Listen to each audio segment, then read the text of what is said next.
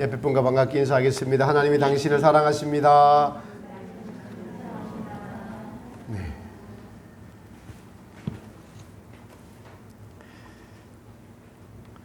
요즘 세계적으로 종말이 가까운 징조들이 많이 있는데, 특히 기후적으로 유럽에서도 열사병으로 많은 사람들이 죽고, 가까운 중국에서도 상해에서 또 150년 만에 처음 무더위 40도가 넘는, 그래서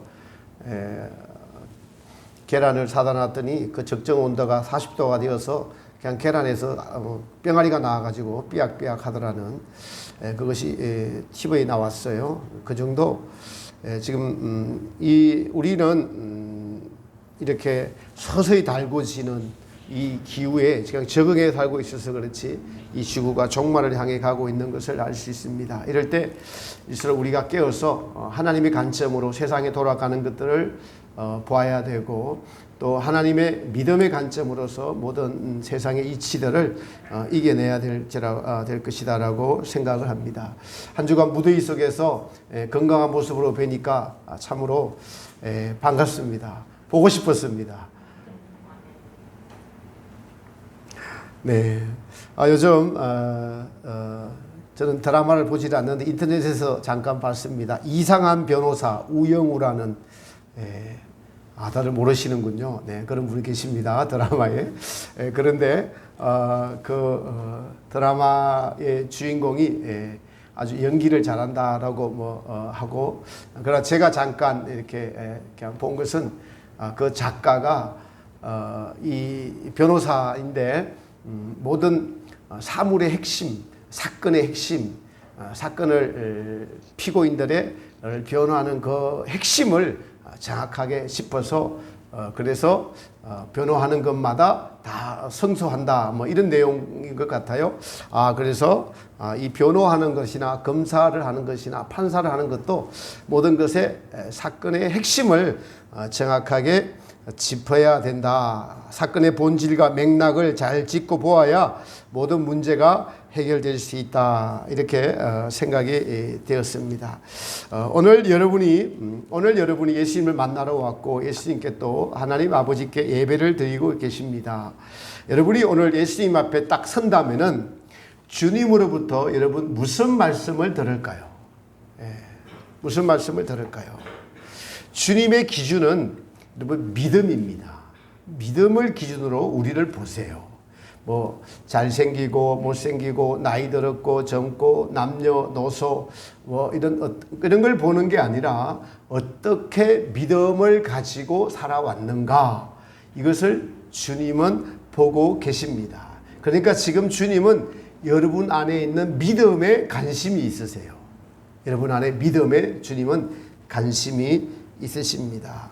믿음이 있으면은 칭찬하시고, 믿음이 없으면은 책망을 하십니다. 복음서에 보면은 예수님께서는 믿음 있는 자들 칭찬하시고, 믿음 없는 제자들이나 다른 패역한 세대들을 향해서 한탄하시는 것을, 그런 사건들이 자주 나오는 것을 알 수가 있습니다.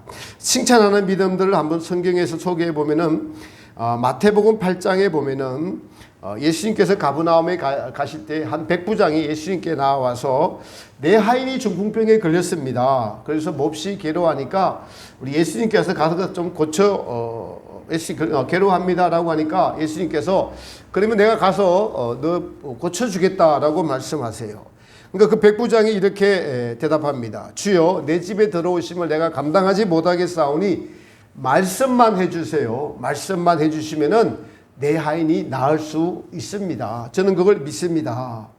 왜냐하니까 나도 남의 수하에 지금 있고, 그 하인도 내 수하에 내 아래 군사가 있으니까 종대로 가라 하면 가고 오라 하면 오고, 내 종도 이것을 그렇게 합니다. 예수님께서 그 이야기를 들으시고 이렇게 말씀하십니다. 정말 기이 여겨 쫓는 제자들에게 이렇게 말씀하세요. 내가 진실로 너에게로니 이스라엘 중 아무에게라도 이만한 믿음을 만나보지 못했다라고 그 백부장을 칭찬하십니다. 그 백부장은 예수님이 누군지를 정확하게 알고 있었어요. 백부장은. 여러분은 예수님을 정확하게 알고 계시고 체험하고 계신지요? 하나님의 아들이신, 그리고 그분이 구원자이시고 모든 병들을 치료할 수 있는 치료의 능력을 가지고 계신 분이라는 것을 알고 믿었습니다. 그래서 지식으로만 아는 것이 아니라 그분은 치료할 수 있다고 확실히 믿었기 때문에 우리 집에까지 올 필요도 없습니다. 절대적인 믿음을 가졌어요. 그리고 예수님께 와서 주인에게 청하듯이 아주 겸손하게 요청을 하면서 나도 종이 있습니다. 나도 선생님의 종입니다. 진실한, 그래서 이 백부장이 군인이죠. 진실한 상관이고 부하를 사랑하는 군인이고 내 이웃을 내 몸과 같이 사랑하는 그런 사랑을 가지고 있는 진실한 분인 것을 우리는 성경을 통해서 알 수가 있습니다. 예수님 앞에 아주 겸손합니다. 예수님께서 내가 너희 집에 가서 고쳐주겠다 하시는데 아닙니다 주님, 저도 부하가 있는데 주님 바쁘시고 다른 분들 사역할 거 많으시고 말씀 전하시고 또 하시는데 우리 집까지 오실 필요도 없습니다. 주님이 지금 명령만 하시면은 그대로 다 이루어지니까 지금 낫겠다고 치료하는 명령을 말씀해 주세요. 낫고 안 낫고는 주님의 뜻에 달려있는 것을 제가 압니다. 예수님께서 이 백부장의 믿음을 칭찬하십니다. 이스라엘 중 아무에게도 이만한 믿음을 만나보지 못하였노라. 그러시면서 예수님께서 백부장에게 말씀하십니다. 이르시되 가라 너 믿음대로 될지어다 하시니 성경은 그 믿음대로 될지어다 라고 한 그 시간에 그 하인이 나았다라고 기록하고 있습니다. 백부장의 절대적인 믿음, 그 이면에 겸손한 백부장의 믿음을 볼 수 있습니다. 이 믿음은 주종 관계를, 자기도 상관이 있고 자기도 종이 있는데 예수님과 자기와의 관계를 절대적으로 정확하게 아는 것을 우리는 볼 수가 있습니다. 이 사실은 제자들이 예수님께 믿음을 다하여 주세요라고 누가복음 17장에서 믿음을 다하여 달라고 질문을 하니까 예수님께서 겨자씨를 만한 믿음을 이야기하시고 그 이후에 나오는 내용이 주인과 종의 관계를 예를 들어서 설명하시면서 믿음에 대해서 말씀하세요. 주인은 예수님이시고 그리고 종은 믿음을 가진 자들의 태도가 종이 되어야 한다는 것입니다. 종은 절대로 주인이 먼저이다. 주인이 시키는 대로 한다. 그리고 종은 주권이 없다. 종은 일을 다 한 후에 어떤 만족을 누리려고 하지 않아야 된다. 그렇게 되면은 너희가 믿음이 더해질 것이다 라는 주님의 말씀이에요. 이러한 종의 마음으로 주님을 섬기면은 믿음이 온전해질 것이다 라고 말씀하십니다. 그렇습니다. 저와 여러분 믿음이 더해지는 것은 우리의 주인 되시는 예수님을 마음에 모시고 사는 것을 의미합니다. 예수님을 마음에 모시고 사는 것입니다. 여러분 한 주 동안 예수님을 얼마나 주인으로, 마음의 주인으로 모시고 살아왔는지요. 예수님을 주인으로 마음에 모시고 살아오면은 화도 마음대로 못 냅니다. 네, 화내려고 하면은 말씀으로서 화내는 것이 하나님의 뜻을 이루지 못함이니라 라고 말씀하시죠. 네, 그렇습니다. 예수님을 마음에 모시고 사는 것은 예수님이 필요하면 와서 찾고 필요하지 않으면은 안 찾고 이런 것은 내가 주인이에요. 내가 주인이니까 예수님이 필요하면 찾고 필요하지 않으면 안 찾는 거죠. 종은 항상 주인의 명령을 기억하고 주인이 지금 나에게 원하는 것이 무엇일까? 주인이 지금 나의 시간을 보내는 자세와 이웃을 대하는 태도, 그리고 내게 주어진 소유물이나 물질들을 대하는 태도, 이것까지 사실은 주인은 간섭을 하세요. 여러분 회사에 사장이 있든 없든 눈에 보이든 보이지 않든 열심히 일하는 사람과 사장이 있으면 열심히 일하고 없으면 좀 대충 하고 뭐 이런 것 볼 수가 있죠. 사장이 누구를 신뢰하겠어요? 있든 없든 자기 일에 충실히 하는 사람을 신뢰하겠죠. 예수님께서 우리 눈에 보이지 않더라도 항상 나와 함께 계시고 그분의 살아계심을 인식하고 살아가는 것, 이것이 믿음의 종이 되는 가장 좋은 방편이라고 생각합니다. 이렇게 복음서에서는 믿음을 칭찬하시고 그 믿음에 대해서 구체적인 예를 들어주면서 믿음을 더하소서라고 하니까 종이 되어라라고 하십니다. 그래서 여러분 신약 성경에 나오는 사도 바울과 나머지 제자들이 자기들을 어떻게 표현했냐라고 하니까 종, 예수 그리스도의 종된 바울은 계속 그렇게 자기를 종이라고 표현을 했어요. CBS의 어떤 호주에 있는 어떤 목사님이 십자가의 도도 강의하시는 목사님이 나오셔서 종의 영성, 아들의 영성이라고 하는데 자기를 아들처럼 이야기를 하는데 제가 보니까 종도 제대로 안 됐는데 자기를 아들로고 해서 지식으로 알고 있구나. 이것을 알았습니다. 이것을 알 수가 있었습니다. 복음서에 등장하는 제자들을 책망하시는 믿음을 보면, 제자를 책망하신 것을 보면은 또 오늘 본문에서도 귀신 들린 아이를 데리고자 제자들이 쩔쩔맵니다. 기도해도 안 돼요. 안 나가는 겁니다. 결론에 기도 외에는 이런 이유가 없는 이라고 하시면서 제자들이 기도가 쌓이지 않고 그만한 믿음이 되지 않았기 때문에 귀신을 못 쫓아낸다고 주님이 책망하세요. 그러시면서 가라사대 믿음이 없는 세대여라고 책망을 하십니다. 마가복음 4장에 보면은 제자들이 예수님과 함께 바다 건너편으로 가시는데 바람이 아주 심하게 불어서 제자들이 애를 쓰지만은 배가 막 뒤집혀질 것 같습니다. 근데 예수님은 그 배 한 기퉁이에서 주무시고 계세요. 바람이 너무 심하여서 배가 뒤집힐 것 같으니까 그제서야 예수님을 제자들이 깨웁니다. 선생님, 우리가 죽게 되었나이다. 우리의 죽게 된 것을 돌아보소서. 그래서 예수님께서 깨워서 바람을 꾸짖으시고 바다들을 이르시되 잠잠하라, 고요하라 라고 하시니까 바람이 그치고 아주 잠잠하여졌습니다. 제자들에게 이렇게 말씀하십니다. 너희가 어찌하여 이렇게 무서워하느냐? 너희가 어찌 믿음이 없느냐? 책망하십니다. 제자들은 갈릴리에서 자고 나란 어부고 거기서 잔뼈가 굵었어요. 그런데도 파도와 바람이 무서웠습니다. 여러분, 제자들이 누구입니까? 갈릴리 바다에서 자라왔어요. 사람의 능력으로 제어할 수 없는 바람과 파도가 치는데, 그런데 주님은 이 안경에서 주무시고 계시고 제자들이 깨어야 일어나십니다. 사람이라면 누구나 무서워하고 두려워합니다. 제가 이스라엘을 갔을 때 한 번은 바깥에는 아주 고요한데 배가 안으로 들어갔을 때 그 안에서 갑자기 파도가 치는데 선장이 당황을 하더라고요. 같이 탄 가이드가 자기가 수백 차례 배를 탔는데 이런 경험은 처음이라고. 바깥에는 잔잔한데 안에서 파도가 불어가지고 모자 쓴 거 다 날아가고 성찬식 하다 성찬 잔 다 날아가고 배가 막 이리저리 왔다 갔다 하고 해서 오늘 우리가 제가 말씀드린 제자들이 풍랑을 겪은 것을 저희도 한번 겪어봤습니다. 아주 은혜되는 시간이었어요. 특별 대우를 받았습니다.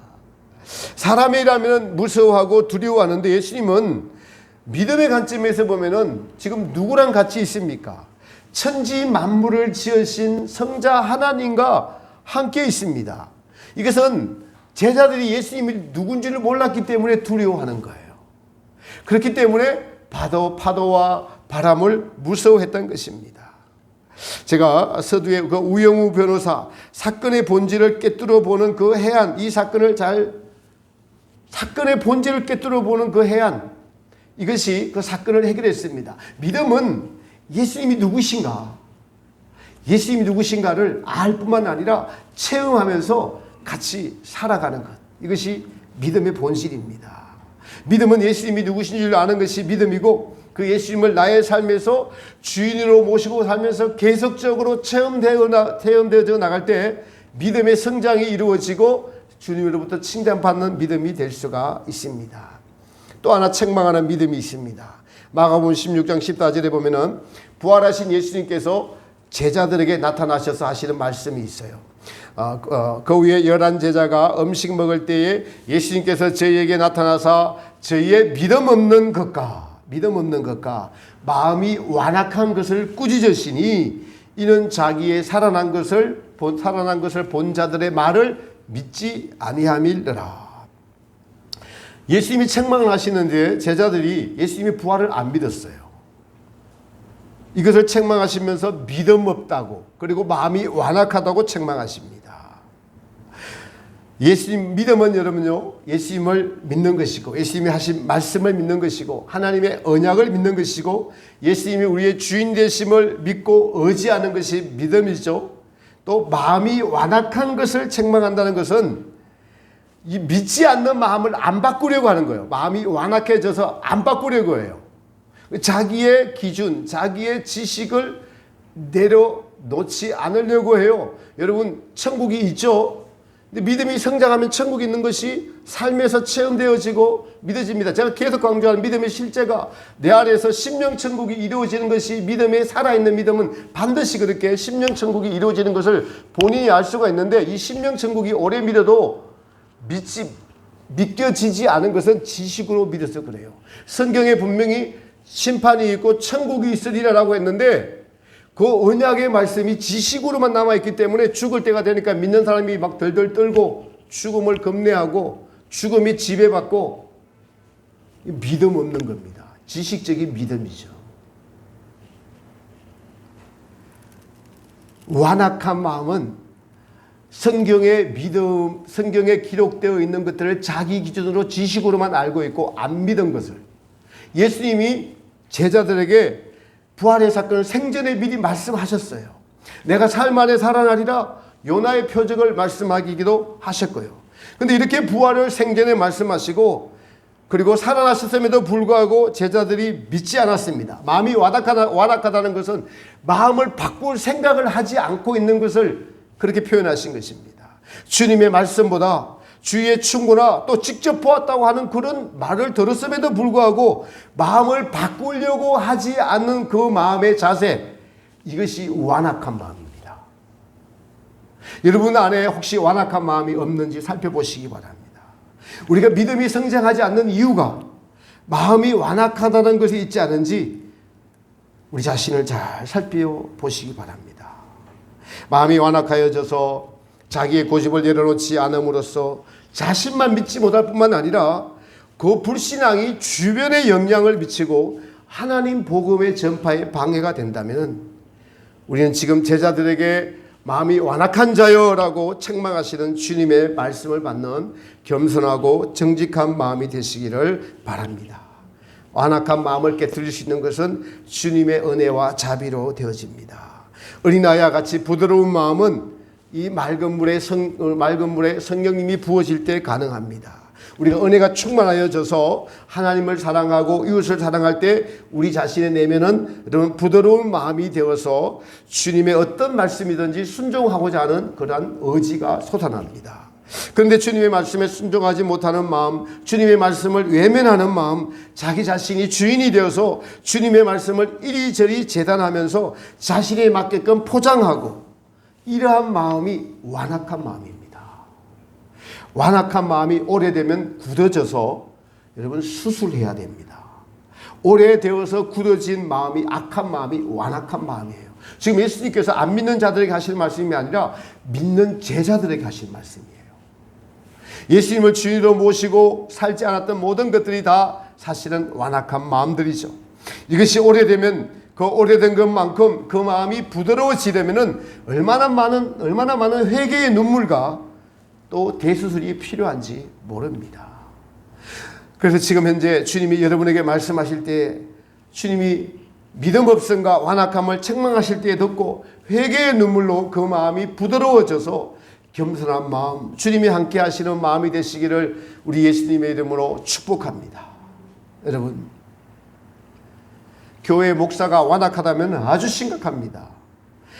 제가 혹시나 제가 그렇거나 그럴 기미가 보이면은 적시 말씀해 주시기 바랍니다. 문자로 하셔도 되고요, 직접 하셔도 됩니다. 직접. 노예 임원 목사님 중에서 코로나에 걸렸다가 진짜 죽다가 살아난 목사님이 계셔요. 오랜만에 뵀습니다. 어제 그래서 임원회를 하고 왔어요. 그저께.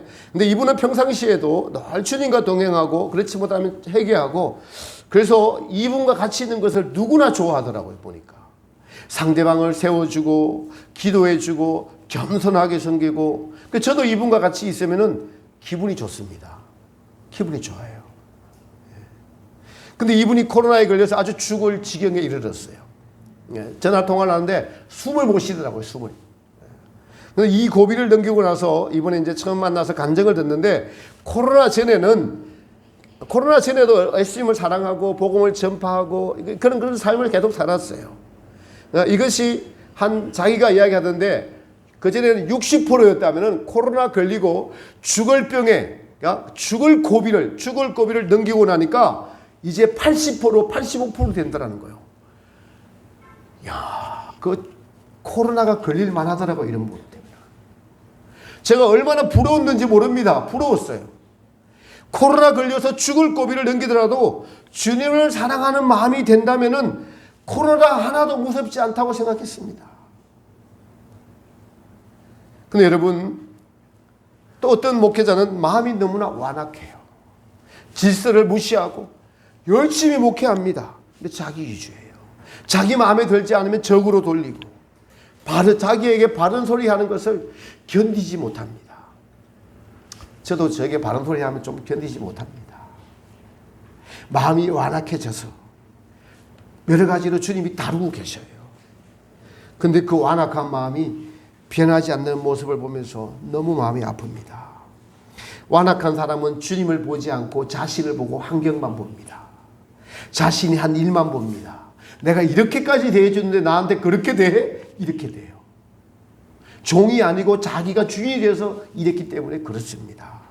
내가 얼마나 봉사했는데 내가 얼마나 잘해줬는데 자신을 위해서 한 일이기 때문에 주인이신 예수님의 마음을 알 수 없습니다. 주님의 마음을 아는 것은 진정한 종이 되고자 하는 것이 주님의 마음을 아는 종의 자세죠.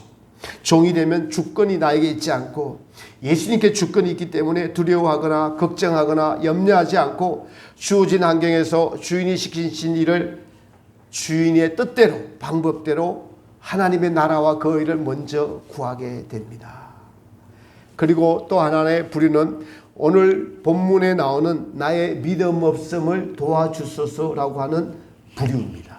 한 부류 주님은 믿음 없음을 책망하셨고 한 부류는 믿음이 있음을 칭찬하셨고 또 한 부류는 오늘 본문에 나오는 귀신 들린 아이의 아버지 바로 나의 믿음 없음을 도와주세요라고 하는 부류입니다. 제자들에게 자기 아들을 데리고 갔지만은 귀신을 쫓아내지 못했죠. 예수님께 가서 이렇게 말합니다. 22절에 귀신이 저를 죽이려고 우리 아들을 죽이려고 불과 물에 자주 던졌습니다. 그러나 무엇을 하실 수 있거든 우리를 불쌍히 여겨서 도와주세요. 예수님께서 말씀하십니다. 할 수 있거든이 무슨 말이냐? 믿는 자에게는 능치 못한 일이 없느니라. 믿는 자에게는 능치 못함이 없느니라. 여기서 믿는 자는 하나님의 아들이신 예수님께서 절대적으로 나의 주인이시고 고치실 수 있다는 그런 믿음입니다. 주님의 마음으로 타인을 대하는 자, 그런 마음의 상태라고 할 수 있겠습니다. 그러니까 이 아이의 아버지가 주님이 하신 말씀의 뜻을 알아듣고 본질을 딱 꿰뚫었어요. 24절에 이렇게 말씀합니다. 그 아이의 아버지가 소리를 질러 가로되 내가 믿나이다. 나의 믿음 없음을 도와주소서. 소리를 질러 가로되 얼마나 간구하는 것인지 모릅니다. 믿음 없음을 여러분 우리는 간구해야 돼요. 그 목사님이 죽을 병에 걸렸으니까 얼마나 간구했겠습니까? 여러분 우리가 정말 오늘도 우리 장로님께서 박수치면서 찬양하자. 여러분 입술로 찬양하는 것과 손으로 찬양하는 것과 다윗이 춤추며 찬양하는 것 여러분 다릅니다. 제가 이번에 연합기도회 발표회 하면서 옛날 그 청지교회에 있던 주일학교 때부터 한 그 아이들이 청년이 되어서 지금 유명한 그룹이 됐어요. 유명한 그룹이 됐습니다. 그런데 그전에는 몰랐는데 제 눈에 이제 보이는 게 그 율동 하나 동작 하나하나 춤사위 하나하나에 이 아이들의 영적인 성장과 그 흔적이 보이더라고요. 그래서 제가 너무 은혜를 받았어요. 그전에는 너무 좀 세상적으로 춤춘다 이런 느낌이 있었는데 그게 아니고 그걸 지도하는 그 전도사님과 그 목사님이 수고와 애씀과 힘씀이 그리고 온 세상이 그냥 마기춤을 추는데 이 아이들은 주일학교 때부터 초등학교 때부터 청년이 될 때까지 거기를 떠나지 않고 그걸 이겨내면서 그 하나님께 찬양하는 모습을 보고 너무 마음에 감동을 받았습니다. 너무 영적인 흔적을 성장의 흔적을 보았습니다. 여러분, 환경이 어려워서 간구할 수 있는 것이 축복입니다. 환경이 어렵지 않으면 간구하지 않아요. 우리는 어떻게 보면은 주님으로부터 진짜 복을 못 받는 겁니다. 편안하다, 안전하다, 아무 일 없다. 그러면 계속 그러면 자기가 주인 되어서 그냥 살아갑니다. 간구할 일이 없으면은 사람은 여러분 우리 인간의 이 제약성은 좀 격한 표현으로 화장실 갈 때하고 갔다 와서 달라요. 그래서 간구할 수 있는 이 환경 그렇지 않으면은 예수님의 십자가를 의지하는 것 이럴 때 우리는 간구하게 됩니다.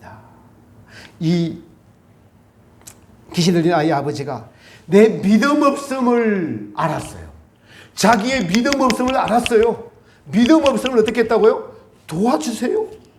나를 정확하게 알았어요.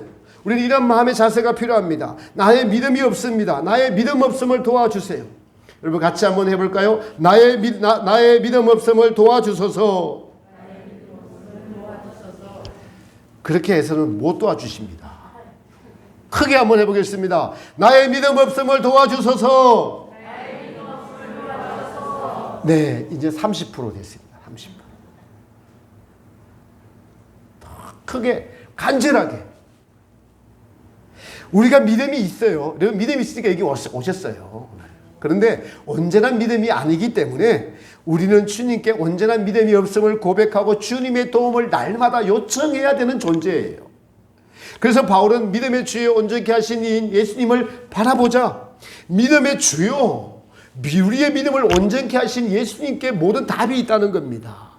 우리의 믿음 없음을 도와주실 분도 예수님이라는 거예요. 그래서 우리는 이렇게 기도해야 됩니다. 주님 온전한 믿음을 주시옵소서. 나의 믿음 없음을 도와주시옵소서. 여러분 우리가 죄에 계실 때가 많습니다. 그래서 주님 이 죄를 깨닫게 하시고 이 죄를 이길 수 있는 믿음을 주옵소서. 이렇게 구체적으로 기도해야 됩니다. 또 우리가 날마다 넘어지는 우리의 악한 습관적인 죄의 문제도 저는 비록 연약합니다. 그러나 주님의 도우심으로 이 죄를 이길 수 있사오니 주는 주님을 의지하며 나아갑니다. 주님 저의 믿음 없음을 도와주시고 이 죄를 이길 수 있는 믿음을 주시옵소서. 주님 제가 자꾸 남을 판단하고 정죄하는 죄를 짓습니다. 이 죄를 짓지 않도록 도와주시옵소서. 이렇게 기도해야 됩니다. 그런 주님의 마음을 주시옵소서라고 기도해야 됩니다. 어떻게 해요? 간절하게 간구해야 됩니다. 이렇게 하시기를 축복합니다. 이렇게 하시는 믿음이 되면 여러분 달라집니다. 변합니다.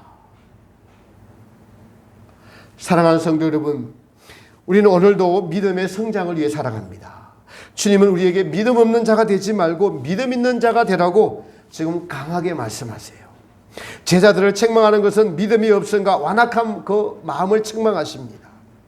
우리가 주님 앞에 섰을 때에 우리의 믿음 없이 한 모든 것들은 주님의 책망의 대상이 됩니다.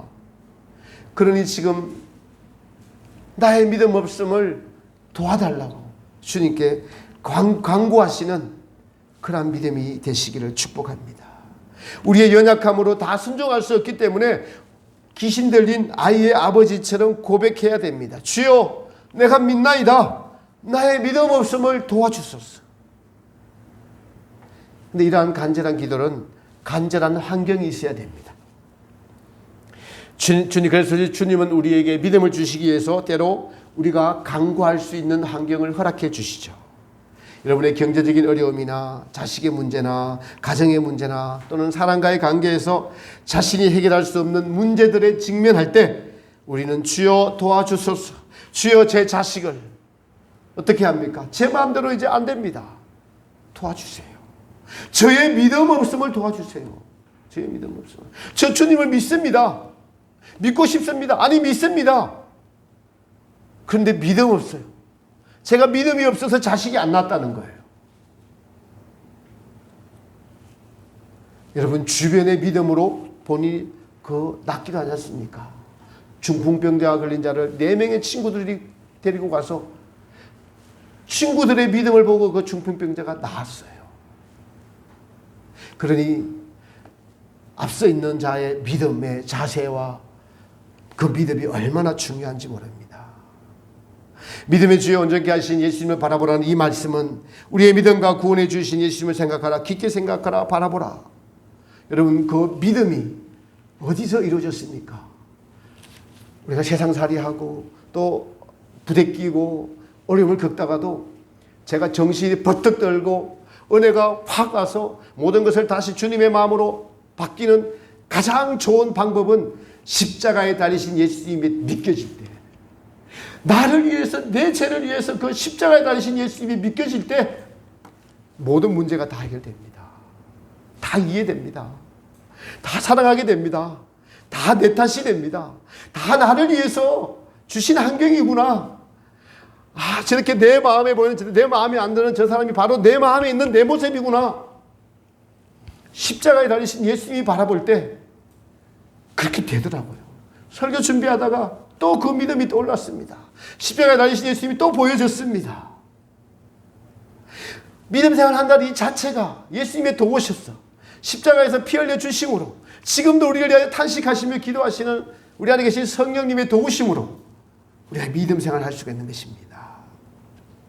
예수님의 이 희생과 사랑을 생각하면 우리는 견딜 수 있고 죄와 싸워 이길 용기가 나고 이웃을 사랑할 수 있습니다. 이 믿음을 간구하십시오. 나의 믿음 없음을 도와주세요. 이 기도를 빠지지 마십시오. 십자가에 달리신 예수님의 그 사랑과 희생을, 세상을 이처럼 사랑하다 아들을 내어주신 하나님의 그 사랑을 알게 해달라고, 종의 자세를 가지게 해달라고. 여러분 나 자신이 주인이 된 것이 마귀의 성질이에요. 이걸 깨달아 알게 해달라고. 그래서 하나님이 종이 되어서 우리를 섬겼어요. 우리가 이걸 어떻게 알겠습니까? 성령님의 도우심이 아니면 알 수가 없습니다. 빛비춤이 아니면 알 수가 없어요. 세상은 더더욱 알 수가 없습니다. 믿는 이들 안에서도 깨달아 아는 자들이 많지 않아요. 그러나 우리에게는 이러한 놀라운 진리의 말씀을 주시고 종이 되라고 하시고 믿음 없음을 도와달라고 성경에 있는 이 말씀인대로 여러분 기도하시기를 축복합니다. 나의 연약함을, 나의 믿음 없음을 도와주십시오. 그래서 주님의 살아계신가, 그 사랑과 그 겸손을 본받도록 도와주십시오. 백부장의 믿음.